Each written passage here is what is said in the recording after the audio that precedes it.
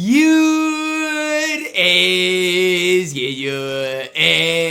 your boy Ty back here with another video. And in this video today, guys, we're gonna be doing a video talking about our top 10 centers in NBA 2K24 MyTEAM. Now, this was kind of tough because I don't want to do a lot of like repeat players, but on this I had to do a couple because I did put like Anthony Davis on my power forward list. He's gonna be on my center list as well, but for the most of other people, I didn't want to do rinse and repeat. So for a guy, let's say like Sean Kemp, he's on the power forward list. For a guy like Bam Adebayo, he's on the power forward list. Same thing with Chris Webber. Zion, Dre, they would be on the power forward list as well. I'm going to just be honest with you guys. Draymond, even at the center position here with the duo, would be top 4. Okay, without the duo, might be in that 7 to 10 range at the center position. Way better at power forward though, but just kind of as a preface as we do hop into this video.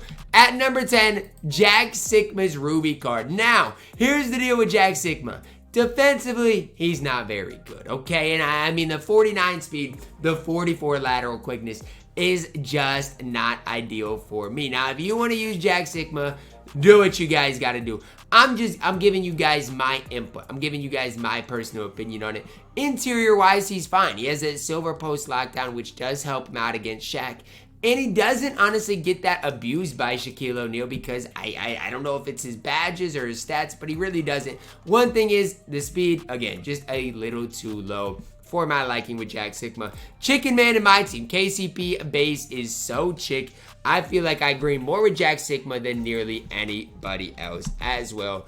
Coming in at my number 9, we're plugging in Ruby DeMarcus Cousins. Now, the only reason I would tell you guys to pick this card up or use this card is if you locked in for Tracy McGrady. If you did not lock in for Tracy McGrady, there's no reason to get this card. To me, he's a worse defensive JxmyHighroler, but offensively, he's going to give you a little bit more as far as post move stuff like that. I will say, though, I shoot the ball with JxmyHighroler better than DeMarcus Cousins. So, again, if you're just wanting that pure stretch big, Sigma might obviously give you more on the court. But wide player model faster than JxmyHighroler gives you a little bit more. Release-wise, it's not bad for Boogie. Do I love it? No, but again, it's not horrible. It is a release you can use and have decent success with. His player model is good. I just wish defensively Boogie Cousins was a little bit better because defensively, as it stands right now, they did not make this DeMarcus Cousins very good in my team. Coming in at my number 8, Amethyst Nate Thurman. Now, he can't shoot, but he's got 67 speed, 60 lateral quickness, great interior, as well as really good defensive badges. You want a guy that can go out there and compete against a guy like Shaquille O'Neal. Nate Thurman can do that for you. Good size, good versatility, decent speed. Now, offensively, is he great? No. He's fine on the interior offensively. Obviously, just can't shoot, and that does hurt his value a little bit. Good speed, good interior center. That's what Nate Thurman gives you. He gives you kind of that traditional feel at the center position, right? Like the traditional interior center. But again, his movement with him being, a 6'11", 67 speed is really solid as well. Nate Thurman coming in at my number 8. At my number 7, we're plugging in Ruby Joakim Noah. It's crazy how similar a guy like Nate Thurman and Joakim Noah truly are. Like, if you compare their stats and badges, they're eerily similar on the court. Both 6'11". Both have decent wingspans. I mean, both of them have 67 speed. These cards are so similar, but when I see it, I see Joakim Noah is a way better defensive player than Nate Thurman. That's why he's higher on my list. Doesn't get more difficult than that or any more difficult than that. Midi is fine. You can green decently with Joakim Noah from that mid-range area as well. Obviously, with the 35 3-ball, you're not going to be like a lights-out shooter with Joakim Noah, but that is just fine. You don't need that out of Joakim Noah. How do you get Joakim Noah? Well, he is available for free in the salary cap mode if you do want to go grind it out. Coming in at number 7 on my center list. At number 6, domination reward, Pau Gasol, 7 feet tall, 7'4" wingspan. Honestly, I'm gonna be straight up honest with you guys. If I had used Pau Gasol, he might be even higher. This scares me though. The Pau Gasol base on slow is super scary to me.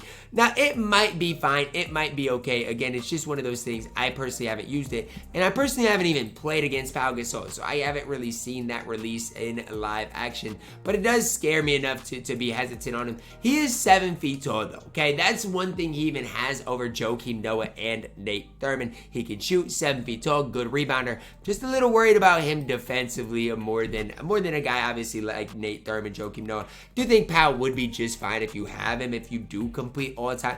Look, all-time domination is as hard as about any other game mode in the game. But if you do get it done, I do think Pau Gasol probably can play for you, especially if you don't have the Shaqs of the world in cards like that.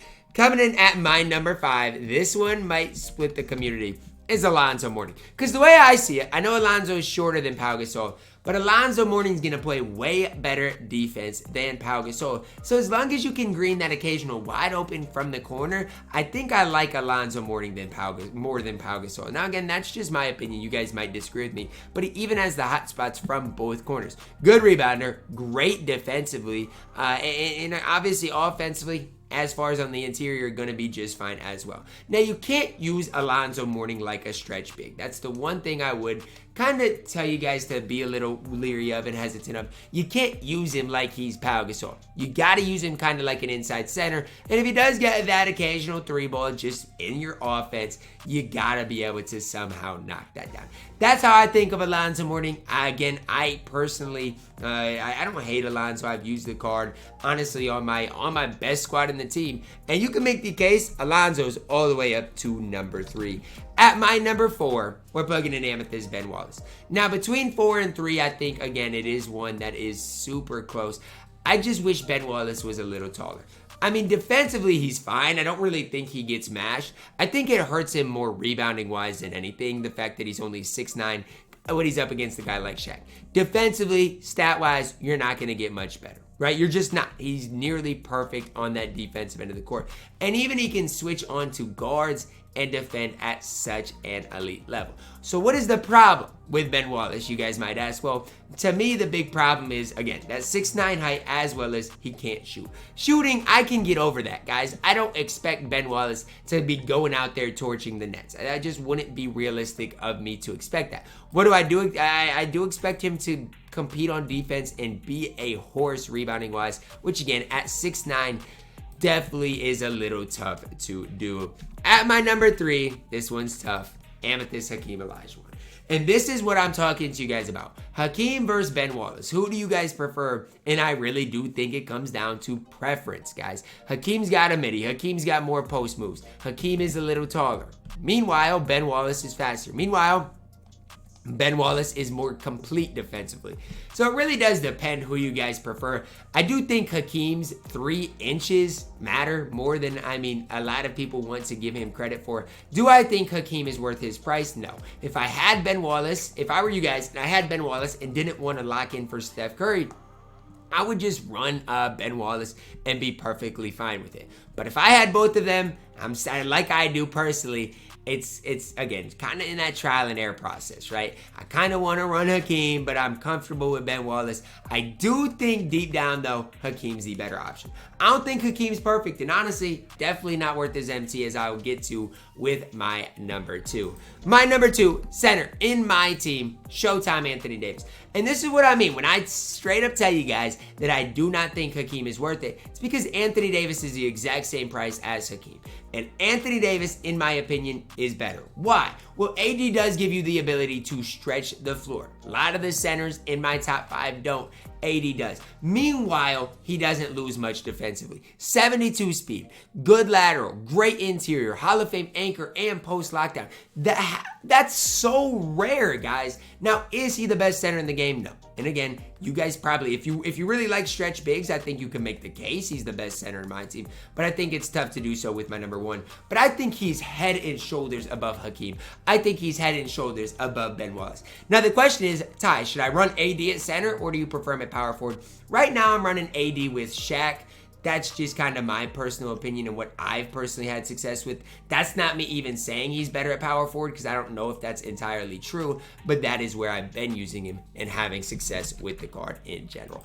Coming in as my overall best center in my team is the Diamond Shaquille O'Neal. And again, the gap that I said AD had over a guy like Hakeem is the same gap Shaquille has over Anthony Davis. Like, say what you want about inside centers, you have to literally run Shaq in my team. Otherwise, you will get dogged. He's got an 87 3-ball, great interior, great rebounding stats, good driving dunk. I remember I played Crabbed in a tournament game, and he was running, I do believe, I don't remember who his center was. I think it was Anthony Davis, but I could be wrong on that. Maybe he was using Giannis or somebody. And I had 10 offensive rebounds, and Shaq had most of them. If that doesn't show you how overpowered Shaq is, I don't know what will. And if a possession broke down, and I mean, I saw like Giannis on Shaq or maybe even AD on Shaq, I would take him into the post and let Shaq cook. Shaq is just so tough as far as offensively, defensively. As far as the full picture, it doesn't get much better than Shaquille O'Neal in my team. This card, absolutely elite. Can't shoot the ball at all. But as far as I'm concerned with his offense and defensive prowess, he is going to be the best center in my team for quite some time. That's going to wrap it up for our top 10 centers, guys. Is there anybody I was too high on, too low on, missed out on? Again, Chris Webber, he was on the power forward list. Guys like Draymond would be on the power forward list. Sean Kemp, power forward list. Outside of that, everybody else was basically eligible. Drop a like on the video, guys. Subscribe if you are new, and as always, man, I love you guys. Have a blessed day.